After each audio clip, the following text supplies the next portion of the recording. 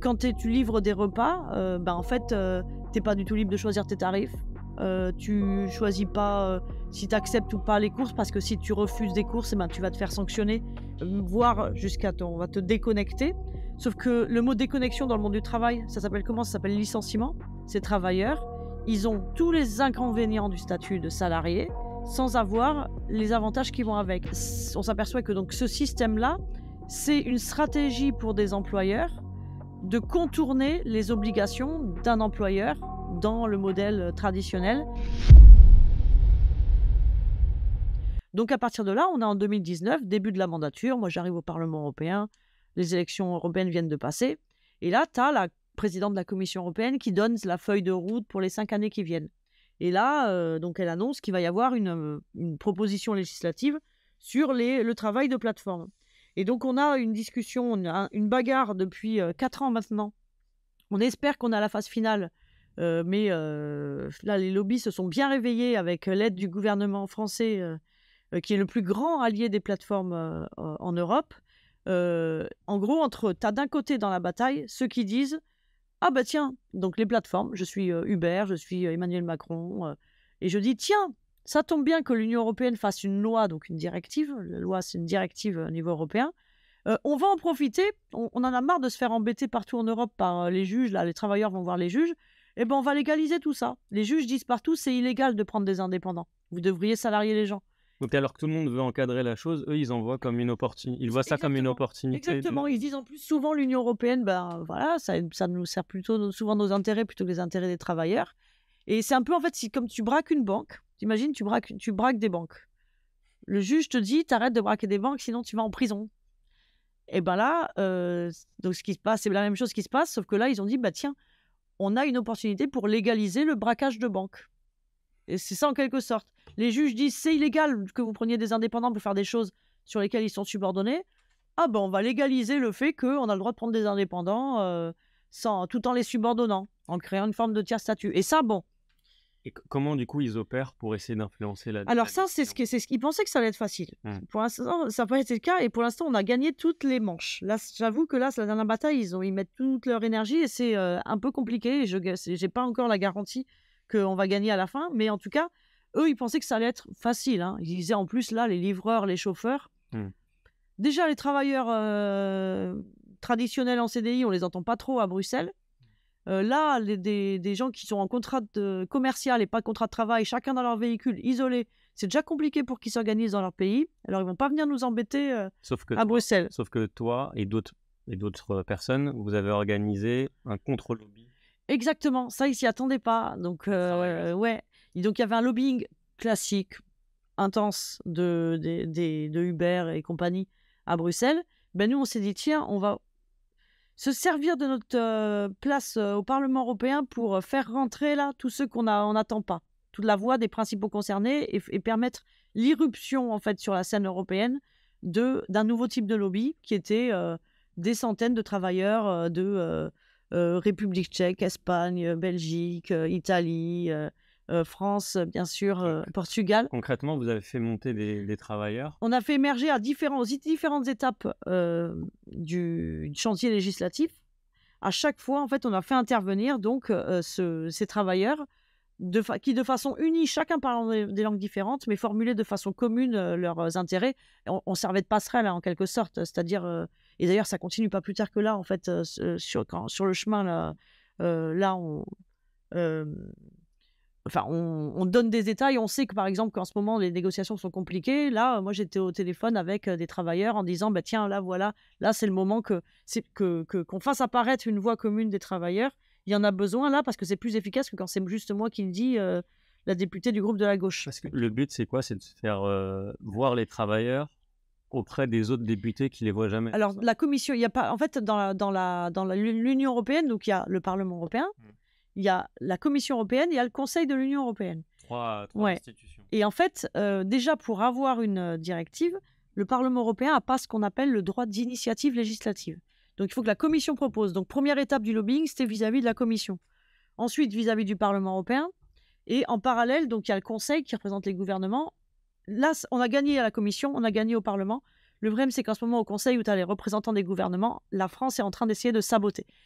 Juste pour que ce soit clair, parce Ouais, que ces 3 institutions, c'est un peu fouillis. Donc la Commission européenne, c'est, on va dire entre guillemets «les bureaucrates» qui proposent les lois et cetera. mmh, Donc ça, c'est la première étape. La deuxième étape, c'est les parlementaires, donc ceux qu'on élit, vous, oui. qu'on va réélire peut-être dans 1 an. Et donc la deuxième étape, c'est ça, c'est comme tu le disais, le Conseil, de l'Europe En fait, c'est les 2 et étapes sont en parallèle. Il y a la commission et le parlement et conseil, c'est en parallèle. le Conseil qui sont les membres, du Conseil? Et alors c'est tu le conseil, tu as les chefs d'État du gouvernement et par exemple, nous, ce qui nous intéresse, là, ceux qui sont en train de réfléchir à cette directive, enfin de prendre position, par rapport sur la base de la proposition de la commission, hein, ce sont les ministres du travail et leurs équipes. Donc c'est les représentants du SOPT. Et donc, dans ce chantier-là, Pour la France, hein, heureusement, il c'est est les pas tout Français qui seul. bloquent. Et ben ouais, on a alors ouais, qui bloque quoi? Peut-être on peut dire donc nous, enfin donc comme je disais, tu avais les lobbies Oui, qui veulent, avoir une directive qui légalise leurs leur méfaits, pratique, ouais. ouais, leurs pratiques. Et de l'autre côté, donc nous, les travailleurs, avons réussi à obtenir que la Commission européenne propose plutôt une directive qui oblige les employeurs, qui oblige les plateformes à respecter leurs obligations d'employeur. Mmh. À respecter le droit du travail, à assumer le droit du travail et avec une présomption de salariat. C'est-à-dire, c'est ça tout l'enjeu, c'est de dire que les travailleurs de plateforme sont présumés salariés. Que cette fois, c'est plus à eux d'aller voir le juge, parce qu'évidemment, quand tu es dans des conditions de travail très précaires, tout le monde ne va pas voir le juge pour se faire requalifier. Quand ils le font, généralement, ils obtiennent satisfaction, mais au bout de plusieurs années, et donc c'est pas possible de faire reposer sur les épaules des travailleurs la responsabilité de faire valoir la réalité de leur statut.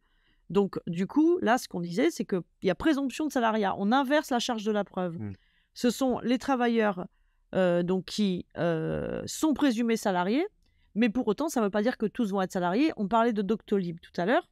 Si une plateforme comme Doctolib donc est soumise à la présomption de salariat, sauf que dans ce cas-là, ce sera à elle de prouver qu'elle ne subordonne pas. Et elle le prouvera, hein, parce qu'elle a tous les éléments pour le prouver. Et dans ce cas-là, les travailleurs resteront indépendants. Mais c'est ça, donc c'est ça qui embête le gouvernement Macron. L'objectif, c'est que la charge de la preuve, donc incombe, est due par les plateformes et non par les travailleurs. Elle est due aux plateformes et surtout, c'est plus des cas individuels et des cas individuels. C'est plus chaque travailleur qui doit aller voir le juge pour faire valoir son statut. C'est de manière générale, tous les travailleurs sont salariés. Si ça l'est pas, à la plateforme de le prouver et dans ce cas-là, ils sont tous indépendants. Alors dans cette proposition, on pourrait se dire que la droite classique, s'oppose à cette proposition. Là, c'est pas le cas. Toutes les droites européennes, enfin je Presque. crois, sauf les Ouais. macronistes, si je dis pas de bêtises, tu me diras, sont d'accord avec cette proposition. Pourquoi? Alors, au Parlement européen, du moins, on a réussi à construire un arc de force, une majorité très large. On a réussi à convaincre une majorité de la droite. Comment les plus compliqués, donc c'est les macronistes, les centristes, les libéraux, parce que en fait, même quand tu es attaché à des trucs qui sont pas forcément notre délire, par exemple la concurrence, le marché, tout ça, mais quand tu es attaché aux règles de la concurrence, aux règles du marché, eh ben, tu peux pas accepter qu'il y ait des entreprises qui respectent les règles du jeu et d'autres qui les respectent pas. Et par exemple, tu as une plateforme comme Just Eat, qui a plein de défauts par ailleurs, mais Just Eat, plateforme de livraison de repas, ils fonctionnent sur un modèle salarié. Ils sont en train de mettre la clé sous la porte, là, en France, parce qu'ils ont la concurrence déloyale de Deliveroo et de Uber Eats. En Espagne, où tu as une loi Rider, Espagne, alors là, c'est l'opposé de Macron. C'est vraiment nos alliés. Et en Espagne, donc tu as une loi qui s'appelle la loi Rider, qui impose le statut salarié pour les livreurs de repas. Et bien là-bas, c'est l'inverse. C'est Deliveroo qui a quitté le pays, et Just Eat, ils sont numéro 1. Donc ça, je veux dire, quand tu as un logiciel de pensée de droite, eh ben, c'est pas possible que tu acceptes de la concurrence déloyale de la part d'entreprises qui ne respectent pas les règles du jeu. C'est comme ça qu'on a réussi à convaincre donc jusqu'à droite. Et aussi, c'est que la présomption de salariat, c'est aussi pour défendre les vrais indépendants. C'est quelque chose qui défend les vrais indépendants. Parce que quand tu es indépendant, tu ne peux pas accepter de te faire subordonner, de ne pas être libre de décider comment tu travailles. Et c'est pour ça qu'on a beaucoup eu le soutien des organisations d'indépendants, parce qu'elles disaient, attention, si on commence à légaliser le fait d'être dépendant pour le secteur de la livraison de repas, Et ben demain, ça va s'étendre à tous. Ça va s'étendre à tous les indépendants qui vont plus être maîtres de leur indépendance, quoi. Voilà. Et par contre, là où ça a été plus compliqué, où c'est toujours plus compliqué, donc mais pour moi, il y a une question idéologique derrière. C'est effectivement de la part des macronistes, de la part donc au Parlement, ils sont dans un groupe qui s'appelle Renew, Renaissance. Là, ça a été beaucoup plus compliqué parce que c'est plus une défense, pas de l'économie traditionnelle, mais de tout l'esprit start-up, et puis de se dire aussi que ils ont clairement vu que dans l'ubérisation, il y avait le moyen de construire un cheval de Troie pour détricoter tout le salariat. Hop là, petite pause dans la vidéo juste pour vous indiquer que personne ne nous finance à part vous. Alors si vous voulez qu'on continue à produire ces interviews, je vous invite à cliquer sur le lien en description pour nous faire un petit don et ça nous permettra de continuer. C'est-à-dire que si d'abord dans le secteur de la livraison de repas ou dans le secteur de transport de personnes, tu autorises un employeur à avoir quelqu'un sous ses ordres sans avoir à assumer le droit du travail, pourquoi les employeurs dans toute l'économie s'en mettraient à avoir des salariés après tout? Si les plateformes le font, pourquoi pas eux? Et dans ce cas-là, à terme, c'est le statut salarié qui part à la poubelle. Et ça intéresse Macron, qui se dit Macron, tu sais, il pense, il nous arrête de nous répéter. Pour eux, c'est de détricoter tous les avantages sociaux qu'on a pu conquérir. Exactement. Pour Macron, moi je pense, parce que à part s'il y a l'autre scénario, c'est quoi? C'est que Macron, il est payé par Uber? Non, je pense pas. Alors, il y a eu les Uber Files qui ont révélé du coup, le délire entre Uber et Macron quand il était ministre, notamment de l'économie. Est-ce que tu peux revenir Oui, alors donc en 2022, donc révélation, plein mois de juillet, révélation Uber Files, on découvre que il y a plein de documents qui fuitent donc d'un lanceur d'alerte, ancien salarié de chez Uber, qui montre donc comment ils ont fait leur lobbying chez Uber. Donc on découvre que Uber était présent au cœur de l'État et que les liens privilégiés qu'il avait avec Macron quand il était ministre de l'économie de Hollande.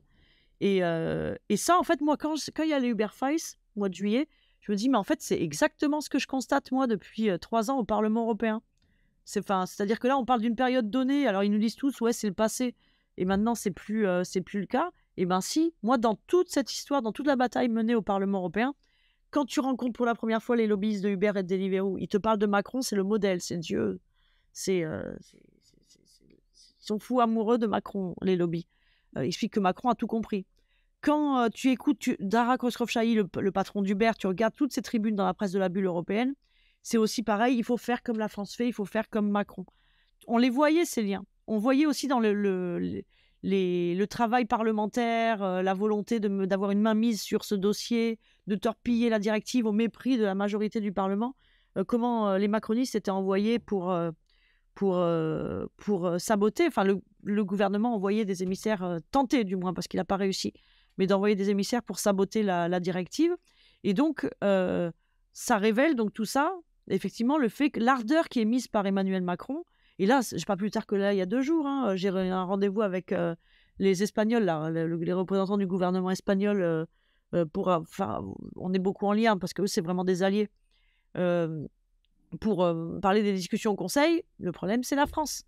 Parce que Macron a clairement vu dans cette histoire, Macron, il considère que le statut salarié, c'est lourd, que le droit du travail, il faut s'en débarrasser, c'est trop gros. Il disait qu'il fallait moins de lois. C'est ça, encore. Que les gens embaucheraient plus facilement s'il y avait moins de ce qu'il appelle les freins à l'embauche. Pour lui, c'est les rigidités du code du travail. Et donc là, il dit, avec Uber, avec les contrats, l'ubérisation, j'ai là peut-être une possibilité de détricoter tout le salariat.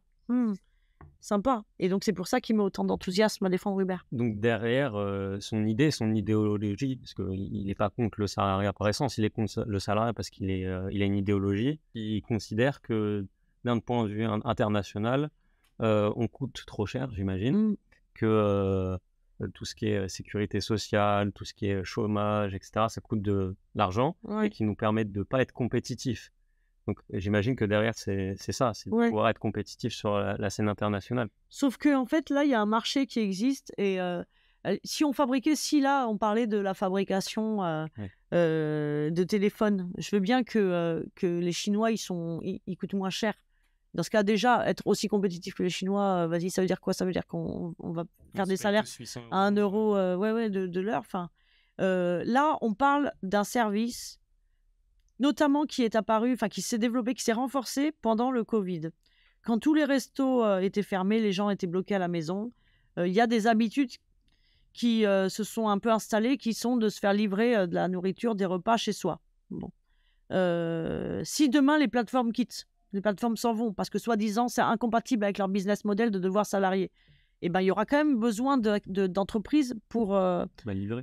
Pour livrer. Mais comme avant d'ailleurs. Pour remplir ce besoin, voilà. Un Domino's juste derrière. Exactement. Ils avaient, je sais pas, une dizaine de scooters. Ouais. Ils employaient des gens. Maintenant, ils les ont remplacés par c'est ça. Deliveroo. C'est des Deliveroo qui viennent, donc des faux indépendants. Voilà. Et donc, qui va remplir ce besoin? Si ce n'est pas les plateformes qui le font, en tout cas, il faudra bien que quelqu'un le fasse. Et tant mieux si ça se fait sur un mode avec des règles du jeu qui respectent les salariés, qui respectent les travailleurs et qui respectent les restos aussi. Hein, parce que là, les restos, pour l'instant, quand ils doivent payer 30% de commission sur un plat, enfin sur tous leurs plats, c'est ça. Enfin, c'est aussi, c'est eux qui en pâtissent aussi. Et puis les restos, ils vont en pâtir demain, puisque le modèle économique de ces plateformes va se transformer et ils vont se mettre aussi, eux, à produire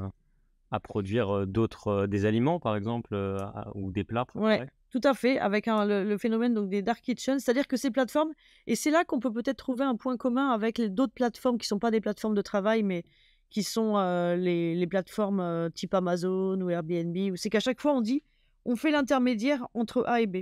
Les restos, coucou, je vais vous aider, vous êtes fermés, et ben vous allez continuer de garder votre chiffre d'affaires, parce que nous, on est là pour livrer les repas chez le client.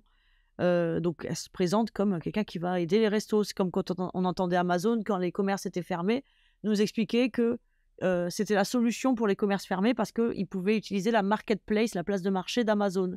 Et en fait, la principale activité de ces plateformes, c'est pas tant la livraison de repas, le chauffeur de personnes, le transport de personnes, c'est l'accumulation de données. Ils accumulent des données dans un but d'hégémonie, dans un but de monopole à la fin sur des activités qui vont bien au-delà de leur cœur de métier actuel.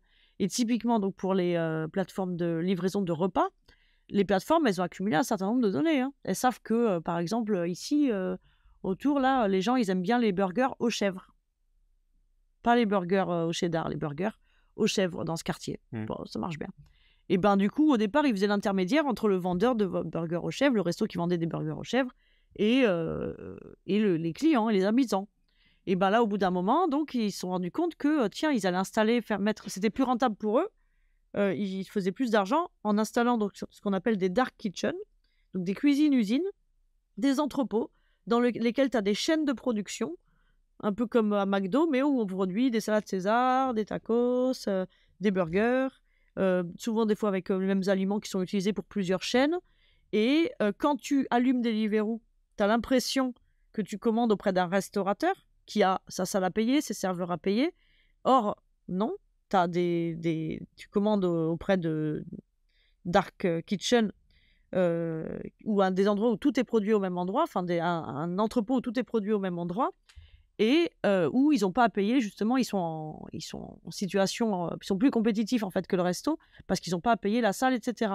Mais du coup, c'est une concurrence déloyale directe aux restaurateurs traditionnels, et donc c'est à terme la fin des restos, parce que le resto va moins vendre, après s'être rendu indispensable auprès des restaurateurs, en fait, on tue le restaurateur.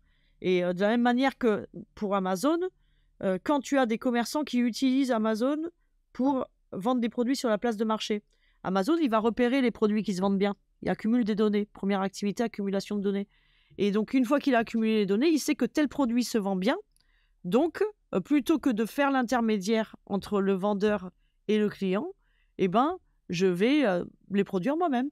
Je vais les produire moi-même. Et en plus, là, du coup, une fois que j'ai les produits moi-même, le vendeur qui était en page 1 de ma marketplace, je vais le mettre en page 10. Donc, c'est une logique qu'on peut appliquer aussi au VTC. L'objectif d'Uber, c'était d'avoir la voiture autonome à Paris pour les JO. Finalement, ils ont dû repousser. La voiture autonome sans chauffeur. Parce qu'on sait qu'entre Bastille et République, certes, il y a un feu rouge à tel endroit, mais il y a aussi un endroit, il y a un ralentissement. Ça, je le sais parce que j'ai accumulé les données de mes chauffeurs. Ils ont dû repousser parce qu'ils étaient un peu trop ambitieux. Mais donc, le risque de ces plateformes sont dans une logique où elles veulent acquérir un monopole et détruire tout sur leur passage, en fait.